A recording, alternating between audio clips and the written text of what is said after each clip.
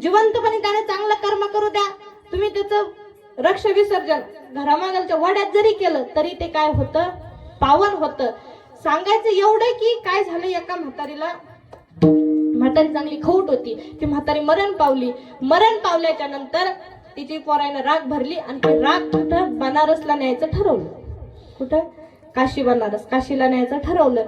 आणि ते ठरवल्याच्या नंतर त्यांनी मस्त पोतड्या बांधल्या, राखाच्या पोतड्या बांधल्या, एसटीत बसले. एसटीत बसल्यावर अर्धमधात अशी एसटी आली आणि त्यानं सांगितलं की बाबा ती एसटीचं टायर पंक्चर झालं. त्यानं सांगितलं आता काही एसटी सुरू होत नाही, तुम्हाला दुसऱ्या गाडीची सोय, तुम्ही त्याच्यात जाऊन बसा. न्यायचं कुठं होता? काशीला न्यायचंय. न्यायचं काशीला होतं, पण त्यांनी सांगितलं की दुसरी एसटी धरा तुम्ही. आणि आता यायनं काय केलं, याच्यातले सगळे जेवढे होते सगळे त्या एसटीत बसले, पण पोतड्याचं कोणाला ध्यान राहिलं? पोतड्याचं कोणाला ध्यान राहिलं नाही. तर पोतड्या त्यानं तशाच एसटी, त्या पहिले जी बंद पडलेली एसटी होती त्याच्यावर ठेवलं आणि हे दुसऱ्यानं निघून गेले. आता काही कालावधीनंतर याची दुरुस्ती झाली, त्या बसची दुरुस्ती झाली आणि ती बस कुठे? डेपो मध्ये आली. डेपो मध्ये आली, वर पोतड्या सगळे उतरले, खाली वर पोतड्या दिसले. याला वाटलं आता या पोतड्या कशाच्या गड्या? त्या डेपो आल्याला वाटले पोतड्या कशाच्या? त्यानं त्या पोतड्या धरल्या. न्यायची कुठं होती? कुठे न्यायची होती? काशीला न्यायची होती. त्याला वाटलं की काय बाबा पोतडे घेतल्या, पोतडे उघडून पाहिले त्याच्यात राख होती. त्याला वाटलं हे काय कामाचे? त्यानं त्या पोतड्या धरल्या, शेजारी एक बेंदाडी होती, त्या बेंदाडीत नेऊन फेकला. जाणार कुठे होती? काशीला. थांबली कुठं? थांबली कुठं? खराब पाण्यात बेंदाडीत थांबली ना. म्हणजे माणसाचे कर्म जर प्रामाणिक नसतील, कितीही क्रिया कर्म चांगले करा, ते शेवटी तिथं जात नाही. एक म्हातारी मरण पावली, तीही अशीच कुच्चर होती. मरण पावली. आता सगळ्यांनी ठरवलं की म्हातारीनं आयुष्यभर काही चांगले केलं नाही म्हणे. आता आपण एक काम करू, हिचं जे क्रियाकर्म आहे ते कुठं करू? काशीला नेऊन करू. आता यायनं सगळ्या हस्त्या भरल्या, रक्षा भरली, पोतडीत भरली. अर्ध्या मधात त्यांना आले बरोबर. आणि त्याच्या आता उशीर झाला. आता काशी येत आहे का, जवळ आहे का? तिला जायला 2-3 दिवस लागणच ना. हा, मग आता यायनं ठरवलं की आजचा रात्रीचा मुक्कामात ते म्हणलं की आपल्या स्वतःचं इथं घर आहे, इथं आपण थांबू म्हणे, रात्रीचा मुक्काम इथं करू. रात्रीचा मुक्काम ठरवला तिथं. आणि आता त्या डब्यात राख भरून आणली होती. आता बनारसला जायचं, काशीला जायचं म्हणल्यावर इतक्या पोताड्यात येणं शक्य नव्हत्या, पण डब्यात राख भरली. आणि त्या काही डब्यात हस्ते होत्या आणि काही डब्यात राख होती. आता यायनं काय केलं, ह्यो त्याच्या स्वतःच्या घरी थांबला. आणि स्वतःच्या घरी थांबल्याच्या नंतर त्या बाईनं त्यानं सांगितलं की आता ह्यो डबा उघडून पाहू नको. कोण? स्वतःनं सांगितलं त्याच्या बायकोला की याची ह्यो डबा उघडून पाहू नको, या डब्यात काही तो पायासारखं काही नाहीये. पण आता बाया लय खटपटी, त्याला जमतं का? त्याला दम निघतो का? अजिबात नाही. तिनं काय केलं, बरोबर यायला झोपू दिलं. कोणाला? दोघाला झोपू दिलं. आता ही मुळात माळकरी होती. काय होती? माळकरी होती. आणि हिला त्याची खटपटच पडली की नेमकं या डब्यात काय असेल, डब्यात काय असेल, डब्यात काय असेल. हिनं बरोबर सगळ्याला झोपू दिलं. तो डबा घेतला. काय घेतलं? तो डबा घेतला. तो डबा उघडला, त्यात त्याला हाडकं दिसले. ती म्हणली मेला ते रंडकी वरे म्हणे चांगली, तिकडं खातो म्हणे हाडकं उडकं, आमच्या घरात आणून टाकतो का म्हणे. तिनं काय केलं, धरला तो डबा कुठं फेकून दिला, बाहेर कुठं उखांड्यावर फेकून दिला. आता सकाळ झाली, न्यायनं पाहिलं की तो डबाच नाही. कशाचा? तो डबाच नाही. त्या डब्यात काही हाडकं नाही, काहीच नाही म्हातारीचं. मग आता काशीला जायचं ठरवलं होतं, पण मधात याचं क्रियाकर्म सगळं होऊन गेलं. काही तर राहिलं का नाही. आता दुसऱ्या दिवशी पाहिलं डबा नाही, हाडकं नाही. मग याला वाटलं, त्या सुनाली विचारलं, तिने सांगितलं मी दिलं म्हणे फेकून, आता कशाचं वापस येतं म्हणे ते, वय म्हणे घरी. आता तो डबल घरी आला. घरी आल्याच्या नंतर आता त्यानं ठरवलं की बाबा आता काही करून आपल्या म्हातारीला काशीला न्यायचं. काशीला न्यायचं, काही झालं तर म्हातारीला काशीला न्यायचं. पण आता काहीच नव्हतं ना, रक्षा नव्हती, ते काही हस्त्या नव्हत्या, काहीच मागे शिल्लक नाही. मग जिथं त्या प्रेताला जायला होता तिथं गेला आणि त्या एका डब्बीत राख भरली.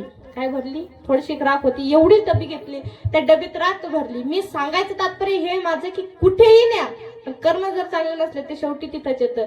मग आता राख भरली. मग आता निमित्त लागत असतो कोणत्या गोष्टीचे. यानं ठरवलं की ते आपण त्या रक्ष विसर्जन तरी आपण कुठं काशीला करू, पण त्या डब्बीचं.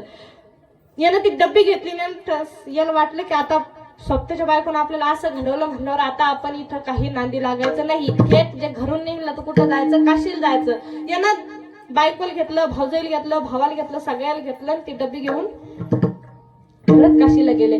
काशीला गेले. त्या ठिकाणी नदीमध्ये स्नान करण्यासाठी त्या जे घरच्या बायका होत्या ना, त्याची बायको होती, भाऊजाई होती, असं कोणी माय असन, चुलती असन, काकू असन, सगळ्या जणी त्या ठिकाणी नदीमध्ये स्नान करण्यासाठी उतरल्या. आता त्या खाली नदीमध्ये स्नान करायला लागल्या आणि वरच्या साईडला त्या म्हातारीचं क्रियाकर्म सुरू झालं. काय झालं? क्रियाकर्म सुरू झालं. ब्राह्मण मंत्र म्हणायला लागले. ब्राह्मणाने ती डब्बी पाहिली, ती डब्बी उघडली, त्या डब्बीत राख होती आणि आता ती राख टाकायची. पण ब्राह्मणाला वाटलं की आता डब्बी जरी टाकून दिली आपण तर काय अडचण नाही. त्यांनी परत त्या डब्बीचं झाकण लावलं. काय केलं? परत त्या डब्बीचं झाकण लावलं आणि डब्बीचं झाकण लावल्याच्या नंतर त्यांनी सगळी क्रियाकर्म झाल्याच्या नंतर ती डब्बी काय करून दिली? त्या नदीमध्ये त्याचं विसर्जन करून दिलं. आता वर नदीत ती डब्बी सोडली. खाली आंघोळी करत होत्या. काय होतं? खाली आंघोळी करत होत्या. आंघोळ करत असताना हिनं काय केलं? ह्या आता ते सूर्याला अर्घ्य देत होत्या. नदीत स्नान करायला गेलो का आपण अर्घ्य देतो ना सूर्याला अर्घ्य देत होत्या. हात धरला त्यानं, हात घातला आणि त्या हातात ती डब्बी तशी वाहत वाहत आली, हिच्या हातात आली आणि हिला वाटलं, हिला इतका आनंद झाला, हिला वाटलं गंगामाईनं प्रसाद द्याला. तिनं काय केलं? ती खुश झाली. ती पटकन लगे तिनं ती डब्बी सांगितली नाही कोणाला. तिला वाटलं जर आपण इथं सांगून जाऊ तर सगळ्याला त्याचं पुण्य मिळत, सगळ्याचं नाव होईल. पण मी घरी जाते माझ्या सासूला सांगते की मी एवढी कमाई केली की मला आता काय भेटलं, ही डब्बी मला भेटली, म्हणजे गंगामाईनं मला प्रसाद दिला. तिनं ती डब्बी घेतली. काय झालं? ती डब्बी घेतली, परत ती रिटर्न घरी आले सगळे. मग घरी आल्याच्या नंतर चर्चा सुरू झाली की जसं म्हातारीचं चांगलं झालं बाबा, किती प्रयत्न केले, म्हातारी काशीला जात नव्हती पण शेवटी एक डब्बी भरून नेली, ती डब्बी तरी आपली पावन झाली. सगळ्याची चर्चा चालली, सगळ्याचा विषय चालला, तोच चालला की काय म्हातारीचा आपण चांगलं क्रियाकर्म केलं बाबा, आता म्हातारीला उद्धार नक्कीच आहे. मग काही त्यांच्या गप्पा चालू असताना काय झालं? गप्पा चालू असताना त्या सुनाला काही रावलं नाही. तिला वाटलं की आता आपण आपला मोठेपणा सांगाव. ती तशीच पळत गेली. कुठं? घरात गेली. ती डब्बी घेतली, बाहेर पळत आली. जिथे सगळे बसले होते त्याने सांगितली, अप्पा मी ना याच्यात आंघोळ करत होते म्हणे, गंगामायात आंघोळ करत होते. त्याने आंघोळ करता गंगामाईनं मला प्रसाद द्याला. ह्या माझ्या हातात डब्बी आली आणि ती डब्बी आता आपण सगळ्या जणांना वाटून घेऊ. आता तो काय प्रसाद आहे तो सगळ्या जण आपण वाटून घेऊ. आता ती डब्बी घरी आणली, डब्बी उघडली, डब्बीत काय निघलं? म्हातारीची राख. काय निघलं डब्बीत? म्हातारीची राख निघली. मग नंतर त्यानं पाहिलं की म्हातारीच्या याच्यात राख आहे. आणि त्या सांगितलं, चंद्राणी आपल्याला म्हातारी काशीला नेणं होती म्हणे, का डबल तिला वापस आणलं का? म्हणजे सांगायचं तात्पर्य एवढं की माणसाचं जर कर्म चांगलं नसेल तर तुम्ही कुठेही विसर्जन करा, कुठेही क्रियाकर्म करा, त्याला उद्धार नाही. आणि जिवंत असताना चांगलं त्याला त्याच्या हातून नामस्मरण घडू द्या, परमात्म्याची सेवा घडू द्या. त्याचं क्रियाकर्म तुम्ही आपल्या शेजारच्या ओढ्यामध्ये जरी केलं तरी ते काय होणार आहे? पावन होणारे, मोक्षदायी ठरणार आहे. विठ्ठल विठ्ठल.